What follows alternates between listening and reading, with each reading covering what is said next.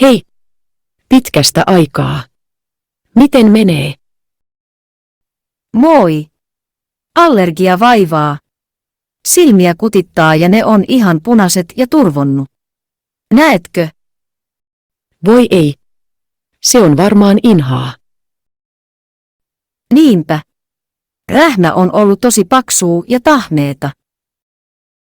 Pitänyt pestä silmiä vähän väliä ja ne on tosi kipeät. Aivastuttaakin koko ajan.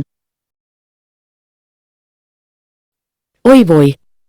Mä kuulin, että tänä keväänä siitepölyä on ollut ihan jäätävästi ja monet on saanut oireita. Totta. Mä kävin lekurissa monta kertaa ja se määräsi mulle allergialääkkeitä. Mut mulla on vieläkin oireita. Toivottavasti helpottaa pian.